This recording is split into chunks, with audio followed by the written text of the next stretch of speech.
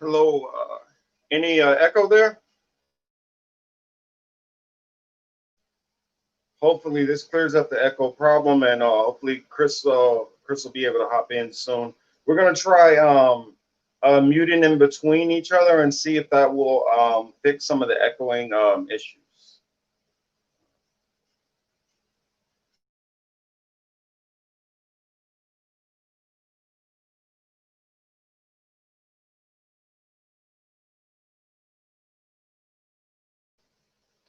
Say thanks for coming back in. We're gonna try alternating muting and see if that helps out.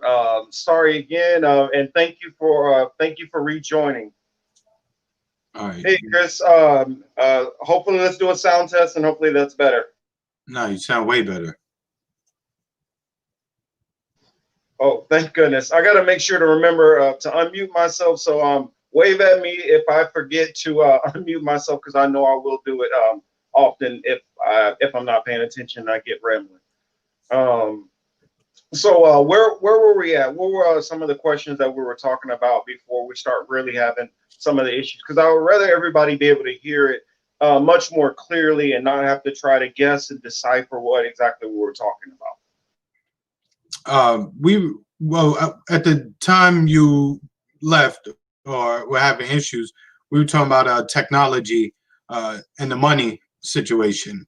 How it looks as if we're going to a digital currency, whether we like it or not. I was telling the story how I just took somebody to Taco Bell, and there's a sign there. Please have please have the full amount, or we can't give you change. You can use a digital form of payment instead of giving them a 20 and expect a change.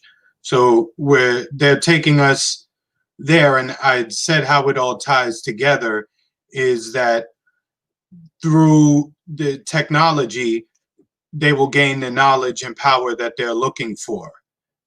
And that is, if you read through some of their text, watch some of their videos, you can see knowledge is power to them. That's part of their system, is to gain all of that, because through the knowledge they gain control. Yeah, one of the things which I was noticing is um, they have a deep belief in trying to reestablish all the things of old.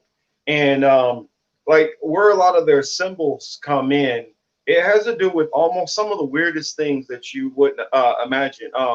One of the stories when they talk about which happened to Nimrod, Nimrod was actually, when he was killed, he was butchered up according to the Bible. He was butchered up, and his body parts were sent to all the different regions of Babylon, so Mm-hmm. that they would know, you know, no more of this worshiping like false gods and false religions and all that. And then that's when the secret societies first went, underground, and they realized, oh, okay, we can't do this out in the open. So that's when they got secret. Well, during that time, they realized that all we have to do is kind of stay close to power and not show our true intention. And as long as we do what everybody else is doing on the outside, well, they were able to do that and cultivate that until the point of what was it, like the 1700s, when one of their major plots to take out some royal duke or leader to install somebody they wanted got exposed, and in I believe it was Bavaria, where they got expelled, and they said, "Oh, okay, we need to settle it down some more." And if you look through most of the major corporations today, the symbolism which they use just in their advertisements alone shows Masonic origins, and it's kind of like you don't have to necessarily be practicing the things, but if you're so immersed in that culture, you won't even notice that you're seeing Masonic symbols. And according to some of the Wiccan, this is even in Wiccan religion, that I can't remember who it was. One of the female characters in the Bible, or people in the Bible, she actually went to go and gather all the body parts, and supposedly the one part that was missing was the male organ, and so that's what led to the phallic symbols, which we have with the national monument and all these things like that, which led to, which they say the formation of the pyramids and all of those things like that. Because if you go back to ancient, most of the ancient cultures, the symbol for male was the pyramid. And the symbol for female, of course, is a reverse pyramid. And so in those symbols, they believed, a lot of the cult believed that the combining of those symbols, man and woman, around around some of the other Luciferian practices with blood and all kind of other things, is what gave you the most power to be able, whether it's magic or finance, whatever. If they did these certain rituals, that it was believed to give them certain abilities or power. And that's where a lot of the Wiccan beliefs and a lot of the occult beliefs and the people on the high levels of Masonry, and in the tops of our governments and corporations believe.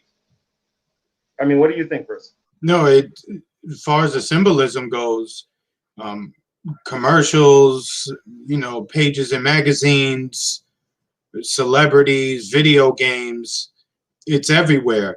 The thing is, if you're not hip to it, if no one put you on to tell you what certain things mean, what certain phrases mean, what certain hand signals mean and gestures, you wouldn't, it's going to fly right by you. You'll never know.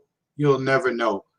But whenever you do start to look into, I guess the easiest way to introduce people into this is have them start with the symbols, looking at, the single eye, the triple sixes, all that other stuff. You'll go through and you'll see just how many people do it. And sometimes you wonder if it's just because they saw something, they're copying, right? They saw someone else do it. And in a lot of cases, I believe that's what it is. I think some of it gets overblown because some people make certain gestures. All of a sudden, everyone makes that, they make that leap off the deep end and assume that everyone is into the occult. It's not like that. Some is just biting it. They thinking it's cool. It's young people watching stuff, impressionable people watching things like, oh, my favorite person's doing this. It's cool. Let me throw up the rock. So it's even with Jay-Z, right? He throws up the rock. Everyone gets on him and says, oh, it's Illuminati signs. But, he took that from Diamond Dallas Page, if you know wrestling from back in the day. Well, the only thing with and a lot of the hip hop stuff and music industry stuff, that's a whole different other animal, and we'll get into that. That's not quite what we're talking about as far as the people who are really controlling things. These are just kind of like some of the people who are no different than some of these Congress people who are passing certain laws which their corporations want. Some of these actors and musicians or whatever are the same way. Now, Jay-Z actually is a 33rd degree level Mason, and he actually is very influential on the top levels. And so he actually knows a lot more than he's letting on. He also, I mean, everybody knows about that one time where he's wearing the Aleister Crowley, "Doest Thou Wilt" shirt. Mm-hmm. And for those who don't know who Aleister Crowley is like, a rock star in the occult world. It's like somebody who they all look up to, and he was into all kind of craziness. I'll let you look him up if you're not familiar. Let's see. Let's go to a couple of chats. Kelly says, on a positive note, the Portland City Council just banned governments and private businesses from using facial recognition. Oh, thank you, goodness. That's a blessing. I mean, we got to take our small victories where we can get them. Say that again. Who was banned from using it? It says private businesses, government and private businesses are banned from using facial recognition. Okay. And that's a good thing, right? the Stonecutters episode of The Simpsons was pretty funny. Well, if you look into The Simpsons, oh goodness, should I go there tonight? You know what? You just Let's may go as on well ahead. we're here. Let's just go on ahead and put the tinfoil all the way on tonight, and you guys just go with me for a little bit into tinfoil conspiracy theory land. Now, um, what I've heard rumored, I have not been able to confirm this yet, but I know that I've heard certain members within the Simpsons are Masons, high level Masons. Therefore, some of the things which they put in there are hinting at things where they're mocking certain things which they know about. Sometimes they're mocking things which they know is going to kind of hint. And like everybody's like, why is the Simpsons always like predicting history? Well, some of the stuff it's not necessarily a prediction. If you know about a secret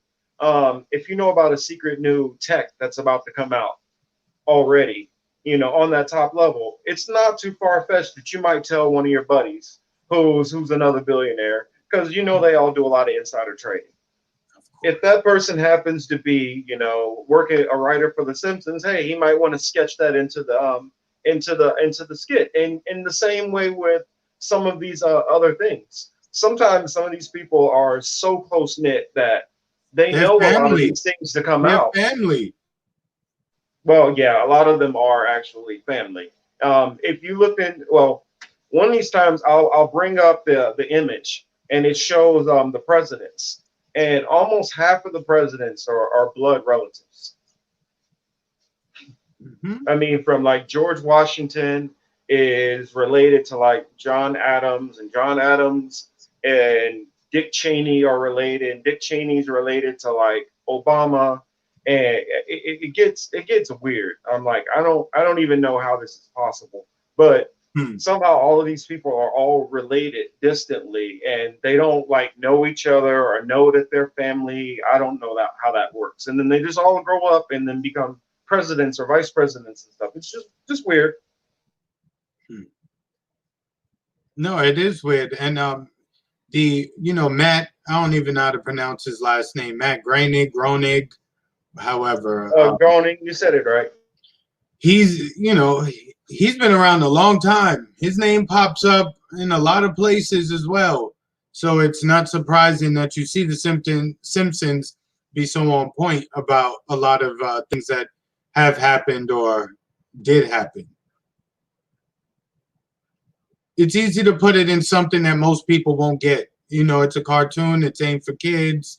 We can just throw all of this here, and it'll be missed.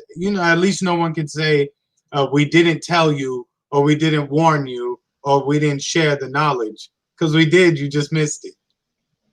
Well, yeah, I mean, I look at it like this. Um, Whether it's actually prophecies being fulfilled or whether these people are trying to force prophecies to be fulfilled, certain things are happening. And we all can see that we're coming to an end with money. I mean, paper, as far as paper currency, and that's Mhm. going to turn into some kind of electronic fiat. And once we're dealing with that, it'd be very easy for banks to say, you're not going to be able to do this unless you do it this way, or these are going to be our new systems. If you want to bank with us, you need to do it this way. And like you talked about with, they're almost literally coming up with like matrix technology to put in your body. I mean, I saw that too. The ones where it's actually going in your neck, I believe. Mhm. Um, and it will be like a computer system where you can completely interact through your mind. I'm like, I'm not messing with that. And then you already know about Elon Musk talking about putting the brain chip in. And then we've also, they've talked about the little chip which they're putting in your thumb to unlock your cars. That's already available now. So I get it. Some people are non-believers, but I mean, for me, I'm a believer. So you guys can all attack me in the chats if you want to.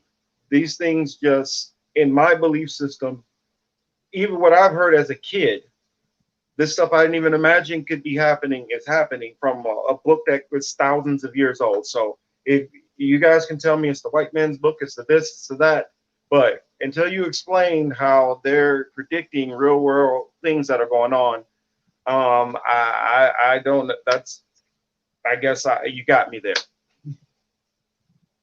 I mean, it's always it's a sensitive thing to discuss. You know, people have their own belief systems, even those who don't believe, right? And they're going to stand up for what they believe and they'll argue their case. But it's not so much discussing it to try to convert non-believers, right? It's more brought to you to show you, to highlight, illuminate, if you will. Aha, you see what I did? To illuminate uh, what they believe. You know, the people who make the decisions, that affect our lives one way or the other. If somebody literally believed that, and this is going to sound like I'm just throwing out some kind of crazy hypothetical, but this was an actual belief in ancient Samaria. People actually believed in mermen. And that's where the whole mermaids and things come from now, in which we see the Little Mermaid and all that. That actually came from a belief that there was a merman who used to bless the people, and that's how they were able to eat and prosper in ancient Sumeria. And then that ancient fish god was called Dogon. Dogon, if you see an image of Dogon, it has the face of a man. It has a fish's mouth open like this, the face of a man, and a fish body with fins at the bottom. Well, legs in the front, fins at the bottom. And it looks eerily similar to, the little hats which the popes wear. Even to the little dot in the front, which looks like a fish eye. Hmm. They sneak it into everything. It's amazing. Even like Assassin's Creed, the video game. If you don't know, you just when you're playing the game. Yeah, the symbol. Mm-hmm. Well, it's even more than that, because what people don't realize is the Assassin's Creed is almost like a reverse story about the Knights Templar. That's what they're doing. And to throw you off a little bit, they throw in a little bit of the actual I can't forget this term, but it was like Ashish or Shashin or something like that, which comes from the actual real word for assassin, the original word for assassin, Yeah. out of the Middle East. And Mm-hmm. that mixture with those people and the remnants of the Knights Templar form that other new secret society. Because, like, for instance, I'll give you another interesting thing. Most people don't know where Friday the 13th comes from, why that's so kind of an interesting thing in our society. It comes because Friday the 13th was when the Knights Templars, but they were all rounded up, the major sect of them, and they were all executed by the Roman Catholic Church. And so the rest went into hiding on Friday the 13th. So that's where that history on Friday the 13th comes from. Like a lot of the things that we have going on within our own society, we don't realize they come from myths and beliefs of ancient Babylon or Sumeria or ancient Persia or, Iraq or Egypt. And the easiest way to describe it now, I guess, the umbrella I would use, you would say they would be pagans. Mm-hmm. And what I kind of, and this is going into just my own opinion. This is not necessarily backed up on anything, so you guys can completely disregard this. What I look at it as, if you look at it, how, the similarities from all the different religions is kind of the trick. Um, all of them have similarities, but they pick certain things out of each of those pagan religions and then change the names. Um, Almost all of the pagan religions all rely on the worship of Mother God, Father God, Son God. Um, uh, like for instance, you go back to Ishtar and Tammuz and you and Nimrod. Nimrod was killed. His wife Ishtar, Ishtar. she said that she was divine, that she was impregnated by divine birth, um, and that she came down as in an egg, and that's where she came from. So she was divine. And then Nimrod, after he was dead, his soul impregnated her to have her son Tammuz. And after Tammuz was killed by a boar, and he was sent into the sun to reunite with his father Nimrod, now the sun god, which turns into Apollo and all Hmm. of these different things. So I mean, and that goes to Zeus and Thor and Euphrates and all of these different things all originate from this same um, trilogy, which comes off of the same trilogy. Well, it's kind of like a perverted trilogy. Instead of it being Father, Son, and Holy Ghost, it substitutes in putting Mary in there and kind of diminishing the Holy Ghost part. And so that's where the kind of the little twist gets in with the Roman Catholic Church, where it starts to shift from the teachings, the early teachings of where the Bible was going, to where you see the doctrines start getting a little manipulated around, and when you see, that's when you start seeing the Crusades and forced conversions, and all this mass slavery through the Greek Empire to the Roman Empire, and when it was in between in the Greco-Roman Empire, and and ancient Babylon, Samaria, Egypt, all of those things, went from these different controls of religion and who was holding these provinces. And when we go back through archaeology and actual history, and you break down, this is this king, this happened, this was Constantinople, during Constantine's time. This was Alexander the Great. This was Herod the Great. This was Herod Agrippa. These are all people you can look through who are factual people in history, which line up to the Bible. So you might not conscribe to the miracles or the flood or some of those things, but you can see that these people are actual documented people in history that are real people. So I mean, I guess I'll leave it there, so at least people who are non-believers can say, hey, okay, there's some smoke here with what they're going. They're not just making up a whole fabrication of a whole bunch of fake people, fake miracles and stories and all that. I mean, what do you say, Chris?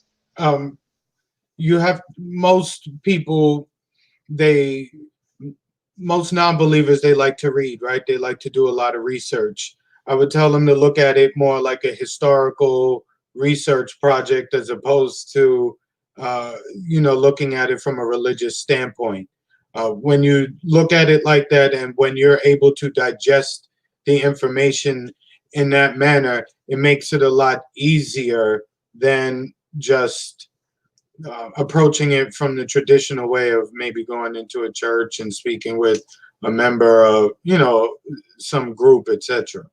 It's easier that, at least for me, it was easier for me to understand certain topics by looking at it from a historical view, because my belief system is um, I don't know, Well, right. and that's the reason why I want to relay it in this way, because I realize in the audience, and I want all people to feel comfortable, in this conversation and feel invited, from the different faiths, whether we're talking to people who are kind of agnostic, whether we're talking to people who are atheists, whether we're talking to people who are of the Muslim faith, whatever we're talking about, Buddhist, Taoism. I'm trying to speak to everybody, because what I've noticed is with a bunch of different people um, of different faiths, we're all seeing certain concentrated things which are occurring.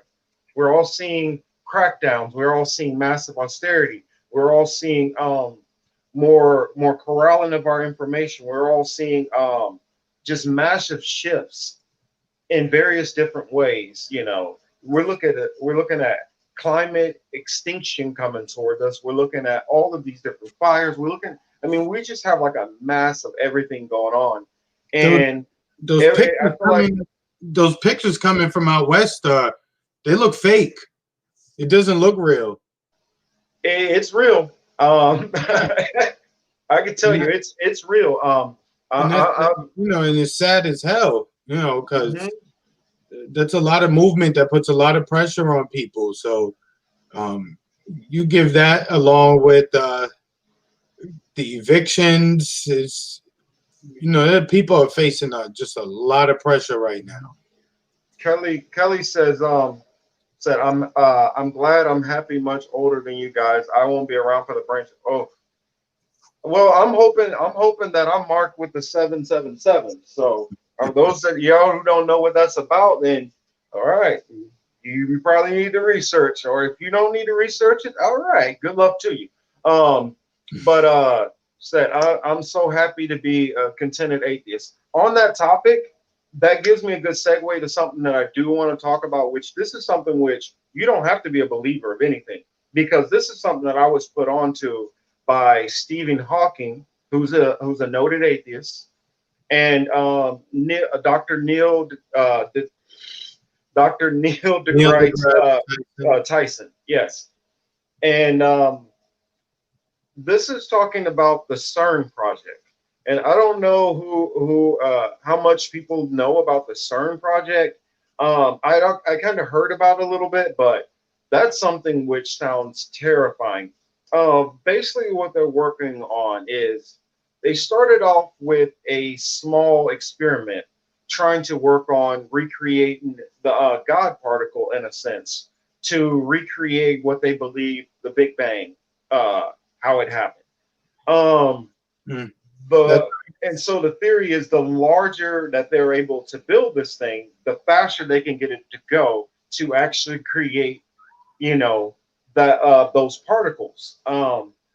And the we they look created at the it from a collider. physics, and they're like, that's a little scary. Me, as somebody who just dealt with weapons and understanding explosives and concussive force and pressure and all these things, it sounds terrifying. I mean, what do you think, Chris? From what I understand, from what I mean, I haven't followed in some time, but I know they were trying to create antimatter with the collider. What is that in Switzerland, Geneva, someplace close, someplace around there? Um, I know that's what they were trying to do. Like I said, Yeah, it's in Switzerland, I believe. It's like it's overlapping the border. Switzerland and France. It's overlapping that border. yeah, one somewhere in that region. Um, but I know they were trying to create antimatter. I don't know if they were successful. Like I said, I haven't followed that in a while. It's just been so much other information and events to follow. You only have one brain, one mind, one body, and only so many hours in the day. So you can only follow so much of this stuff and be a true expert on it because it is a lot. Yeah, Kelly says she likes like hearing from folks with different belief systems. Well, I don't mind sharing my belief system. She also says in Oregon, it's a hellscape. We have a fire 8 miles from the house. And then Sign says had two Muslims, one Hindu, five Masons, 12 Christians, three atheists at my bachelor party. We're all the same. I do believe that we all can definitely coexist. And none of us should be treating each other in any kind of different way. I believe that in the end, the truth will be exposed, and it'll all be dealt with at that time. So it's kind of like being at the club. Enjoy yourselves while you're in there, and then when it's time to pay the tab, then you worry about it then. So if you got the money to pay your tab, you're gonna be all right. If you don't, then I don't know, you better get to wash some dishes or something. So I mean, just try to be a good person. That's all I guess you can do, right? That's my religion, I guess. Just try to be a decent person. Don't go out of your way to harm people. I think that's a good system to have, right? Try to avoid trouble. mhm. You See, build up good karma that way. I figure, I gotta be kind of careful with myself. I'm almost like, I almost have to be like the occult in a system. I mean, because when when when the certain people have powers that be have a certain control over just even speech in general, you start saying certain things that can get get you in trouble. So I'm not trying to go out on a certain ledge and start to push into. I want this channel to be talking about, overall what's going on. So I don't want people to think I'm trying to be a preacher here and trying to convert everybody to my beliefs. So I try, not to go into too much detail unless I get a direct question. But there are some conversations I'm gonna have with you though separately. Yeah. That's that's Oh cool. yeah, I'm gonna work on you. I'm gonna work on you. I'm gonna work on you. Yeah. I'm willing to listen. Mhm. Um, Because what I realized, and I'm gonna couch this out more, what this whole struggle is about. Now that we've kind of went over the power players and kind of the bloodlines or whatever, I went over that kind of loosely in the introduction in the first video, and these couple of chats we've kind of talked over, the belief systems of the people who are controlling it at the top. I'm going to do my next video, and so this one I'll put some graphics in so it'll be a little easier to follow all of this information and break it down, and hopefully I will try to set up where I can get it up on the actual board and kind of chart this out, kind of like set up a little mini classroom and kind of give you all the visual aids in a better setting. So the next couple of videos I'm going to disclose more, but when I get to that last part, I, what a lot of this is really a lot of the I feel like the whole power struggle of all this is really about at the core, and I it breaks down to a lot of the issues I feel like that motivate what's going on in our society. Then we can be able to then it all the cards will be on the table. But I don't want to rush too many things too fast, so I'm just gonna little bit by little bit with everybody out there. I have a question for you. Given that yesterday, well, I guess for you, yesterday was the anniversary of September 11th or 1. What are your thoughts on that from that day till now? Well, I kind of dropped the video. It wasn't very long, and I don't know I if didn't many get the people chance even to saw watch it. it though, but I saw it Yeah, came up I to my didn't. notification. I normally tweet them. I normally tweet them out after I do my videos. So it'll be on Facebook and Twitter. But I don't even think I put that one out. I think I was like riding home and just did it a couple of minutes real quick. And so my thoughts in short was, we went over there because we were attacked on September 11th, right? So we're gonna go with that premise. So that's the acknowledged, that's why we went, right? Okay, we were supposed to take out the Taliban, right? The Taliban were the ones who, actually not the Taliban. Al Qaeda was the one who did it. Taliban, we decided that even though they were going to just turn him over, because they weren't going to allow us to go into the country, we decided we're going to dispose the Taliban government to go in there. We went in there, we took care of Al Qaeda. We went through all those years reestablishing a little mock fake government, which is barely standing. We went into Iraq also. Um, we completely destabilized most of the Middle East. Um, to the point where now we're warring everywhere. Um, we created uh, a massive migration into Europe and mass overpopulation. Mhm. We killed I don't know how many innocent people, and destabilized them, and their countries, for probably forever. Um, we we went in Iraq. We got Saddam. Saddam got killed. Mhm. Um, Reestablished another government. ISIS pops up. We supposedly kill ISIS, and ISIS is suppressed. So if all that's happening, why in the hell are we still there? That's my problem. Um, there's it, every objective that they said that we were there for, we've accomplished on their metrics alone. But they're still talking about, oh, we got to send some more troops and this and this and that. And I'm like, if people don't start waking up, we can't change any of these things.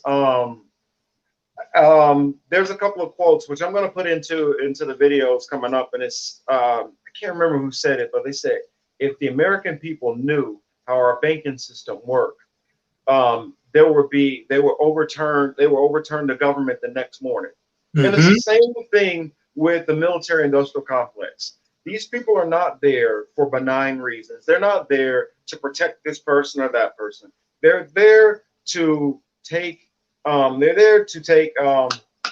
resources or control resources or put people in those situations who are going to turn over resources. Mm-hmm. This is no different than when the conquistadors were going around the world, taking this, enslaving people. The only difference is they're enslaving people through debt instead of actual physical bondage in most cases. In some cases, it is actual bondage and Mm-hmm. slave trafficking and sex trafficking and all the same things that was going on within all the different slave trades, in which I think in the middle, I think next week we might take a break from some of the Illuminati stuff, and we're going to go back to some of the deep origins of the slave trades. And a lot of people, when they think slavery, they think 1600s, 1500s. No. I'm gonna take everybody back really deep, and so that we can see this isn't detached, and this isn't one thing that happened over here and then one thing that happened over here. How these are all connected and connected and connected. And that's how history is. They teach us history. Okay, we're going to teach you about Christopher Columbus, and then now we're going to jump to Egypt, and then now we're going to talk about Jamestown, and then now we're going to talk about the civil rights. They do that for a reason, to keep you jumbled up and not understand that this is a consistent story. This is like watching a Netflix movie or series and then watching episode 7, then 3, then 5, then 1. Mm-hmm. Of course, you're going to be confused, and they're tripping everybody up. And if we don't start waking up, whether you're a believer, non-believer, whatever, the path. I just don't see it going in any positive direction unless we start, waking up. Going back to September 11th, that day really did change all of our lives, whether we knew it or not. It changed in a way that now we can look back. I mean, people would say, 2020 hindsight 2020, but even at the time, like, I knew what we were doing was foul, and it was not going to have um, good repercussions going forward. I mean, all the surveillance and everything we have now is as direct result of the Patriot Act. It just seemed that everything they wanted to happen was allowed to happen because of that day. And when we go back and look, you can't think that that official story is legitimate. In fact, it's just a pattern. It's not even a theory. It's just a pattern. When you go back, you have event, war, event, war, event, war. It goes back a long time. You can trace that pattern back maybe 200 years, if not longer. Um, so when we look back on it 19 years from now, you have to realize they do things like this to, again, gain control, power, to move us in the direction they want. They managed to lull us to sleep, amazingly. They really did, because the lies were so blatant. Matter of fact, we all made fun of Bush because he landed on an aircraft carrier with the banner that said "Mission Accomplished." we were laughing at him, but they were really laughing at us because it really was mission accomplished for them. Mm, Their footprint was now deep in the sand in the Middle East, and it was never to come out. So 19 years later, we're not only in Afghanistan and in Iraq, as you said, we're all over. Expanded it into Africa. AFRICOM has just grown under Bush, Obama, and who knows what it's doing under Trump. Nobody's even reporting on that stuff under mhm. Trump, because they're too busy just following his Twitter feed. But the military got a lot of money in the last budget. Um, Even going, just sticking on the budget, I don't want to get too far off, but our military budget from that day has ballooned ridiculously. Mhm. What hasn't gone up, though, you notice, is the care for the soldiers, right? The ones who are coming back damaged. Um, there's a lot of them over here by me, damaged, screwed up. I see it all the time. It's a Mhm. very sad thing. So Halliburton can get $100 for a bag of laundry in the field. I mean, what kind of gear do you really have that you have, you know, 10 pounds of laundry to do in the field, right? You know, Mhm. so you don't have that much gear and you're charging. Well, the thing is, it's all different the way it is over there from back in the days when I was active duty. Um, Now it's so much more civilian control. Like the chow halls are all civilian contracted out. Mhm. Um, the laundry, like the PX and all that stuff. Um, Even a lot of the convoys and routes, which used to be like as somebody who was explosive driver qualified. That's not even done over there by active duty military anymore. That's done by civilians, civilian Those contractors. were the PMCs, right? Hmm. So I mean, it's changed, a lot over there. I mean, you had the well, you had some of them were the WSCs and the WGs, and then you have now just some of those other companies which you start seeing over there, like the Halliburton, the Nine Blackwater Corp, before they were there, the Z KBRs that were services. there back in the day, um, and what is it, like Blackstone, and a handful of other Black Ops groups that are over there. So, and then another thing which it's funny to me is when we go back through, because I'm going to do a video going back through some of this early history and start explaining, because the banks tie into this also. It's not just about the oil and the poppy seeds which they're getting. The banks tie in also, because some of these nations which we're going into did not have Federal Reserve banks. Now they do have Federal Reserve banks, Hmm. and so that makes a difference. There's literally only, like, I think maybe four nations that don't have Federal Reserve banks now, and that would be what is it? Iran, North Korea, uh, Venezuela, and Cuba. So you have those four that don't. Before that, Iraq didn't, Afghanistan didn't. Uh, uh, well, technically Libya doesn't, but there is one like right off the coast which they bank through and they borrow through. So Hmm. and a lot of them will go through the UAE, the United Arab Emirates. Do a lot of the banking also out of there, out of And, Dubai, those places too. and look, if you don't have September 11th happen, you have no Libya either. So it was a lot of things that were made possible from that day. Um, I wish enough people would wake up to that fact. We can't stop a lot.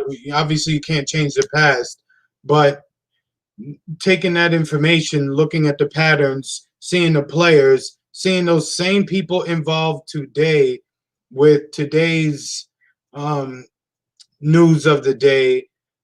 It's weird that we have another big event, same players, same planners, same people in control telling us what to do, how we need to proceed, making all of these changes. It's time for just really time for pushback. We can't just sit back and vote or just expect things to fall in the right way.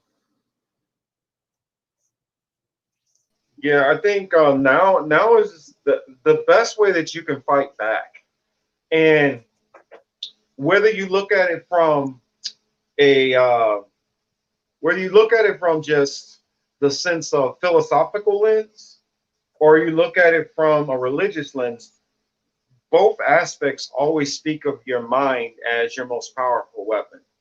And so I look at through knowledge, as we get more informed about what they're trying to do, in all aspects, then we can have a better understanding of how to deal with them. Let's see. Figure we'll uh, Chris, you want to read some of the comments out? Oh, let me go to them. I didn't have them on. Oh, okay. Yeah, I see. I know Kelly had said something about the last one Oh, I saw was because my friend my screen is frozen, so my apologies. But I see it's a collider, no antimatter yet. And yeah, yeah, that whole situation with the CERN thing just makes me nervous. She says can't convert someone my age. Well, my only goal is I try to just do my best to be the best, me. And if anybody's interested in what I'm talking about, then hey, they can always ask me. I'm the last person that wanna really try to force it down everybody's throat. And I'll let you take over, Chris. I can't really see anymore. no, I'll read them from the latest going back. Kelly says she's not a Trump fan, uh, but he is trying to downsize the troop levels in Afghanistan, and she's absolutely correct. He is, and the group working against him is like Liz Cheney and a couple other Democrats, and the Cheney name, that's not toxic. So the fact that you even could stand next to a Cheney, you Hmm. know, and on anything is weird to me. So she's absolutely right. And even when he tried to take the troops from Germany, again, Cheney and the Democrats got together to make sure that didn't occur either. You see it on both sides. So let's see we're carrying signs now. Says Hillary Obama slave market in Libya was selling slaves for $200. Yep. Yeah, we see that. That's uh, yeah, that's just I don't know what else you could say about it. How are you guys voting this year? I'll say it. I'm not voting for any of them. I'm Hmm. not. I will not vote for a Democrat or a Republican. There's no point. That again, I'm not telling anybody else to do that. I do look at the ballot locally here to see what measures are important, maybe judges, etc. But even then, I don't know. But I don't. I won't be picking a president, a senator, state rep. No, can't do it. Yeah, I'm kind of in the same camp. I feel like um, through the electoral system, the only real avenue that you have is if you're doing direct action and you're working on some kind of activist movement to try to put pressure in your local area. Um, After doing a lot of this research, and many of you all know me, especially like how I am on Twitter and stuff like that. I was pushing hardcore in the Bernie camp, and all these different people. Oh, we're gonna do this, we're gonna do that. And when I realized how the the wall which they're fighting against, and I don't even know if they understand the wall which they're fighting against. But You when know, I realized it, I'm like, it's like watching a little kid walk out with a little stick to fight like a lion. It's like this is not going to work out good. You're going to get mauled. And that's what I see constantly with a lot. I mean, it's a lot of hope, and I'm with the hope. But when you know how long this system has been working and building and then you just think, oh, well, I'm just gonna come up by myself, and no, Hey, doesn't work. Marcus, let me read this comment from who did I see? Ziggy. He said Cheney needs a 5G tower in front of his yard to mess up the pacemaker. That was good.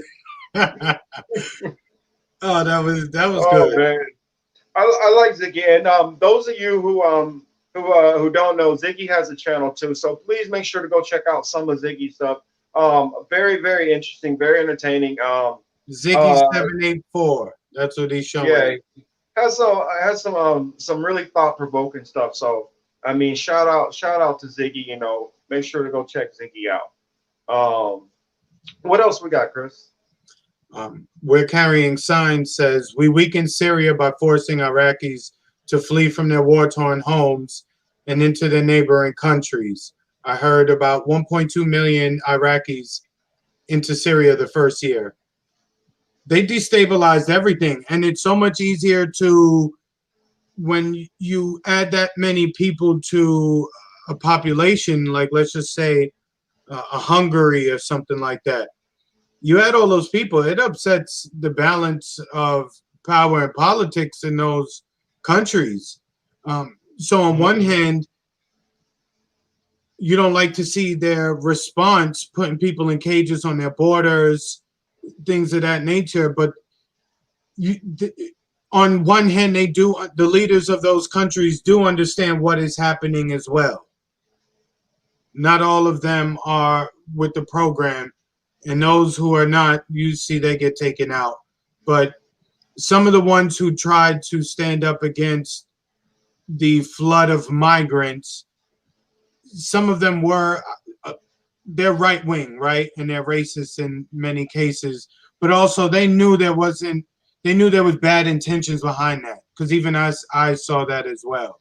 So they weren't entirely wrong for some of the precautions they took. I mean, you gotta have a little bit of nuance to these things too, right? It's not always just black and white. Well, that's the issue with a lot of these things.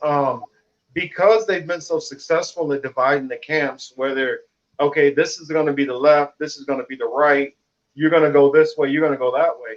That it eliminates the nuance. And I know that I fell victim of that definitely under Obama. I mean, with him being the first black president, I felt almost an obligation to defend him, you know, in certain ways.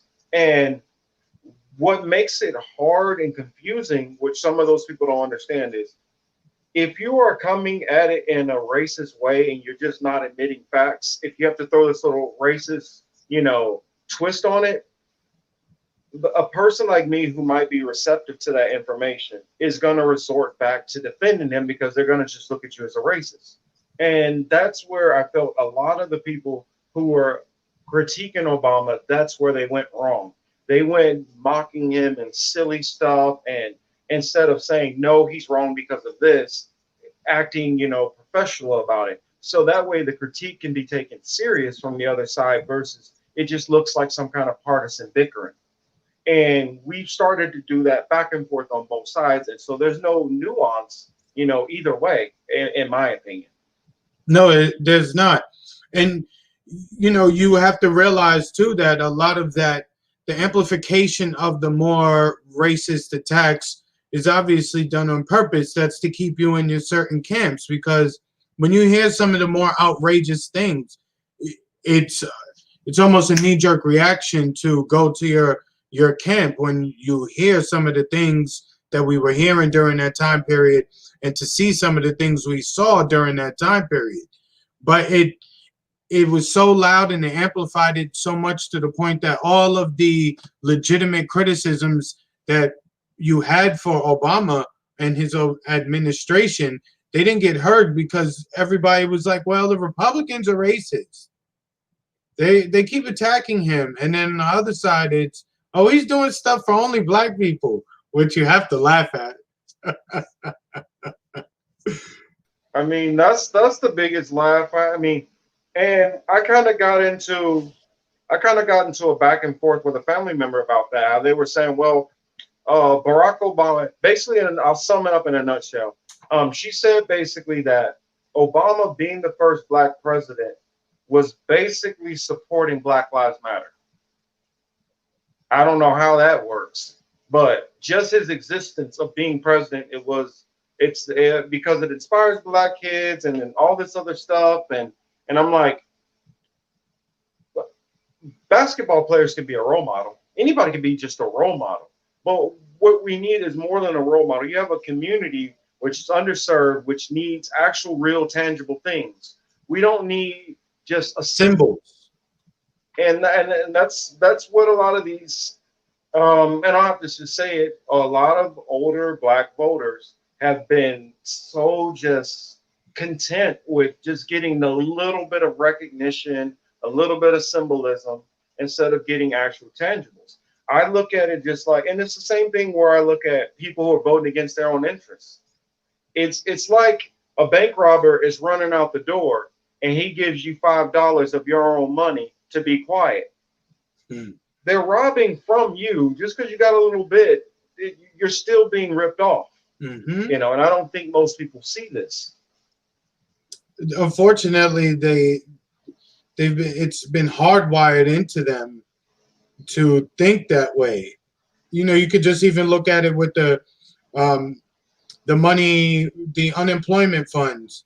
Just look at some people's attitudes towards the people who were getting a little bit more money than they normally got, and it's like they had this animosity for few people getting, an extra little $600, every for a couple months, and it's like, yo, there's people stealing a whole lot larger sums of money. I can show you where they at. We can go. I know where they are. Mhm. We all know where they are, and they have no energy for that. It's too much to think about or to talk about, or they just accept it for. It's just the way things are. But the little Mhm. guy who's getting a little extra 600, maybe he bought himself a pair of sandals. Cool, whatever. A jacket. You probably want. It's fine. You know, it don't affect your life. There's people who are stealing from us that actually do affect our lives. Let's see. Let me answer this question. Ziggy says. Ziggy asks, "Is the wall to keep them out or keep us in?" Um, I think the wall is a little bit of both, and a distraction at the same time. Let me explain. The wall is meant to have a form of control, but they already had the wall basically in place for the most part. There's only a handful of it that was uncovered, unless you were going to start running gates actually through the Rio Grande.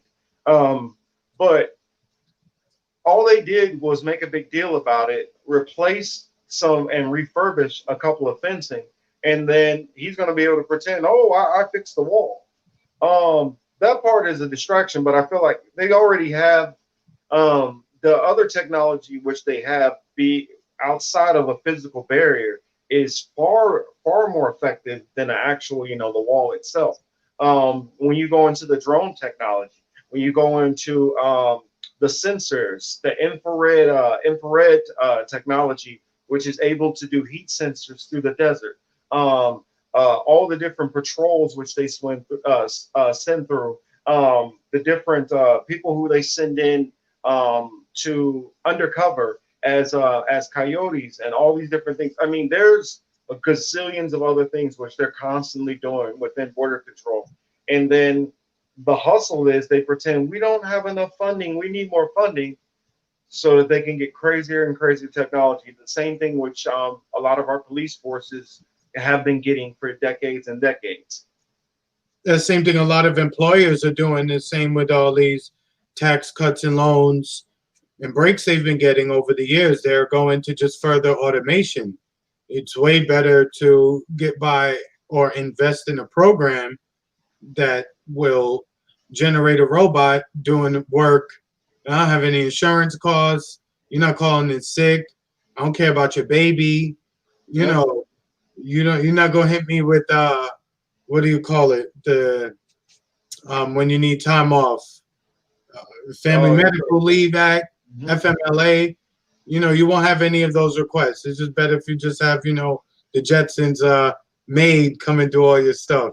You remember the Jetsons? I'm aging myself. Let's see. I guess we're right at about an hour, so I guess we'll get ready to start wrapping this up, and we'll finish off these last couple of questions. I guess since Ziggy's question kind of dovetails with my what I'd said before, I'll finish that and then do Kelly's. It says government service corporations providing for service. They're supposed to be public servants, not public dictators, and they misappropriate funds because they are not the priority. It's true. When you understand this whole Illuminati system, you understand that, and anybody who is in debt, technically that is a form of servitude. And so our nation is in debt to these various banks. As long as they are in debt, they are going to have to, bow to their will. It's a reason why they're not calling for all their money right away. They don't need it for one, but for two, No, it's to keep leverage over them. And so, whatever these, let's just call them what they are, globalists. Whatever these globalists decide that they want to do, that's what is going to be done by those certain nation states. Um, Kelly says, asks, what do we think about uh, reparations, land, and ADOS? Um, I can, I can, you know what? Actually, Chris, I will let you answer first, and I'll go into mine because mine is I've thought about it a long time. I've written a couple of different, long, uh, I guess, stories or about it. So, I'll let you disclose first. okay, land and buildings. It sounds good, but if they're only going to receive land and buildings but have to participate in the same exact financial system that takes advantage of them in its current state, how long will it be before those land and buildings are just repossessed by the state? Look how they've, and maybe they don't take it, but maybe they just don't take care of it either. I mean, look at the state of the natives, of the indigenous people here. They were given land, and they were given worse parts of the land. Um, so I could see that same thing happening again on some level if they were to give any land or things like that. We have to change the entire financial system. You just can't give, you can't give tangibles out in terms of money, property, resources. You can't give that out and then jump right back into the same system. It's just not, it's going to be, it's a dead end. So when we think of reparations, I say we have to think of changing an entire system. I know it's not the most popular opinion on the matter, but again, if you're going to stick with this ultra capitalist system, we're going to find ourselves in the same situation. All right. The reason why I let him go first is because my opinion has been constantly expanding. I know it will, I support it, but it'll never happen. The reason why it'll never happen is because as long as the people who are in power who have done this have the choice to decide their own punishment or reward system or reparation system, it's never going to be balanced, and it's always going to be in a form of manipulation, because what needs to actually be done is not only tangibles as in land and monetary means and through business means, there has to be a forfeiture of portions of control. And there's no way for that to happen. So, I mean, it leaves us in a perplexing situation. I also look at it like this: if the United, I honestly feel like not only should the United States should be doing reparations, reparations honestly needs to be forced throughout all the countries which were involved in the transatlantic slave trade. So I don't only think that, because it wasn't just American, I mean, it wasn't just Great Britain who brought slaves here. France brought slaves here. Money came through them. Um, the Germans, they had slaves who came through here. You have the Spaniards, the Portuguese, all of those people brought slaves through here. all of these people and their royal families, which built up all their castles and streets and roads that they have today, the Autobahn, all those things were built up through. So, well, yeah, and the Arab slave trade, and we're gonna go into that. We're gonna go into that next week, Ziggy, on the whole slavery thing, because I was talking about how it all ties through and it goes back a long way. Because the He's Arabs correct were though. involved Yeah, Arabs in as the well, slave and lead trade them too. out. And then we also have the Silk Road slave trade also. So we literally have out of a certain region of northern Africa where people were dispersed to the four corners of the earth. So um, with them being dispersed everywhere by all those different nations and those nations profiting from basically slave labor, I feel that all of those nations need to be breaking bread and power and control with all those people they wrong. Under But they my won't. belief So at system, some point, sorry, to cut you off. I was gonna say mhm, they won't. So at they some won't. point, No, no, no, no, no. Well, someone's gonna have to take it. That's well, just how it well. has to be. My belief system, I don't even now, and that's not and caveat. I know everybody doesn't have my beliefs, but under my beliefs, what it says is those who and how it deals in my beliefs is it doesn't deal necessarily, it deals in individuals and it deals in nations and it deals in people groups, and it's like your nation prospered this way. It's a you led into bondage, you will be led into bondage. You killed with the sword, you will die by the sword. And Mm. so, hey, those nations who went around conquering and destroying people and raping and pillaging, unfortunately, under my unfortunately, how it says, those descendants, that's what's coming to them in their judgment in the end, unless they're doing whatever they can to get right. And so, hey, that's what it says there. That's what I believe. So my belief is like, oh, don't worry about it. Don't even worry about it. Don't pay no reparations. Don't do nothing. Don't try to fix nothing, and we'll just see how it works out for you. I mean, in a good situation, reparations could be possible. It could work, and we could make things better.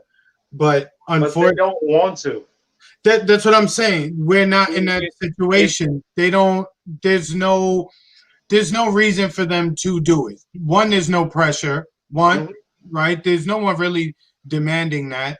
At least compared to there's 300 million Americans here, right? Let's just say there's not 200 million Americans saying, "Yeah, let's do this." And even if they did, they probably go against it because that's how many Well, are for it. So I, the best analogy I look at it, and the best way I can say I would explain it to say a white person, and I'm glad, Kelly, that you're actually asking and you're engaged and you care, because a lot of people they'll pretend and they'll act like, oh yeah, I kind of support it, blah blah blah blah blah, but they don't really care and they're not sincere. And the reason why is our nations, because they're so arrogant and cocky, and because they have so much power, and we don't have the power in the numbers because, you know, those of us who were taking our ancestors through those slave trades, and I'm not just talking about America, those who were in Great Britain, those of us who in France and all of these places, you know, they were spread everywhere. Those nations kind of have the attitude of like an abusive boyfriend. It's like they slap their girlfriend and she's crying and she's hurt and everything. And she's kind of like, all right, can you at least say sorry? And they're like, oh, why do you keep bringing up when I beat you up that time? And it's like mhm. they don't want to say, okay, I'm sorry and try to deal with it. They just kind of want, can you just move on and forget about when I hit you? And just trying to want to ignore it and sweep it under the rug. And our community, for the most part, they have this belief that if they explain it and acknowledge what they did, then we're going to turn around and just attack everybody and kill, murder, murder. And it's more kind of more of a sense of like all we're asking for is give basic acknowledgement for what you've done, what you're doing, through the police now. Uh, Acknowledge these things, and then we can start to build somewhere. But if you keep going with the mindset of, we don't need to do anything, black people are fine, oh, slavery was over, redlining, what, all that stuff is over, color doesn't matter. If you're doing all that stuff, then that's the same as the boyfriend who's telling the girlfriend, it doesn't matter that I broke your nose, just get over it. I mean, just like everything else, just like Medicare for all, for instance. Oh, we can't afford it. You know, in the last couple months, they've printed trillions of dollars, just like Hmm. that. That could have been a first step towards a reparations. That could have been money for Medicare for all. That could have been money for a lot of things. But you know, that's not money generated by the people. It's not money Well, generated by the state. the truth is, what you would do is you would instantly take um, a good at least 50% of the black community out of poverty, and they would actually have the means to start opening business and doing things on their own. And I think Mhm. a lot of powers that be find it a lot more comfortable to have black people working for them than have black people, owning their own business and not working for them. And I think Mhm. it comes down to keeping a thumb on an underprivileged and disenfranchised community. It does, because you know you have your thumb on the bottom, you make the middle fight, and you just kind of coast along at the top because they're too busy. You know, one Mhm. trying to push off, the others are trying to push apart, and you know while they're busy, you just collecting, you sitting back counting money and enjoying life. Hmm.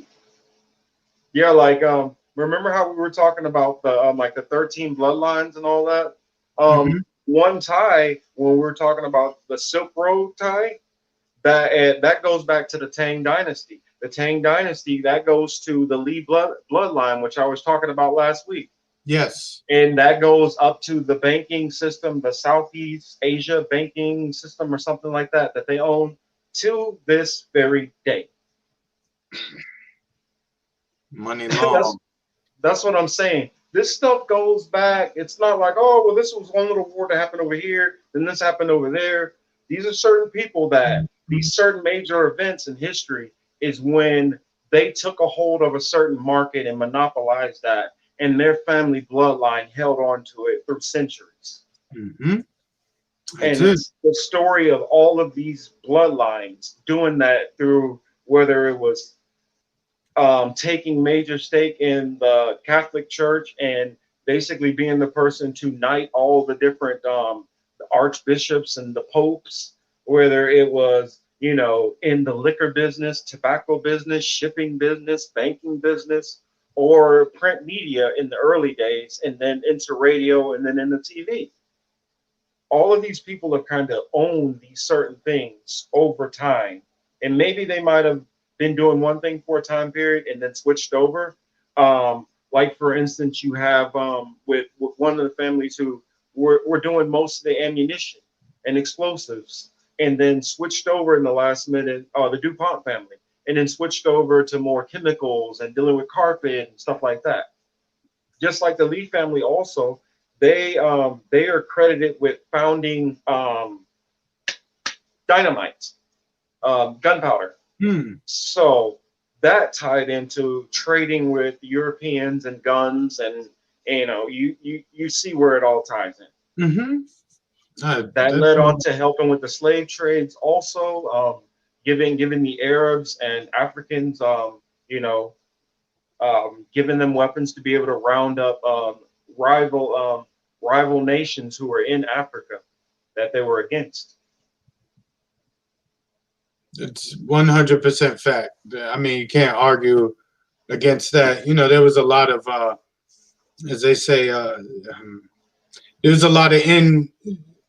You know, you want to say infighting, but you can't even really use the term It's not infighting because fighting. they're not even from the same. They don't look at each other in the same nation, so they just looked at each other as total, Yeah, you they know, don't look at each other as outsiders. separate nations Yeah, separate. It's because most totally of these people they don't have a loyalty to a nation. They no. control a nation. They look at it as all the nations are like their giant monopoly board, and we're just collateral damage in the whole midst of all this. And when I go back to like when we'll talk about slavery next week, and then when we go through actually talking about um, more of their industries and things like that, and how their bloodlines are intermingled, it'll just make more and more sense how all that stuff's tied. So, you know, I guess You know, we don't want to get going around and around too much. Any more? You got anything, Chris, that you want to go into before we close it out? No, right now I'm good. You know, it's about 1:30, so I guess that's still enough time. Alrighty. Well, it's sorry about all the audio issues that we had earlier and all the echoing. Thank you for all of you who joined back in with the feed. I'll try to see what I can cut out of that one that's salvageable if I leave it up or not. Uh, this has been the Political Matrix. I'm your host, Young Morpheus, and my good co-captain and co-host, Christopher Lawson. Signing off. You all have a great weekend, and make sure you keep on learning. Have a good day, guys. All right.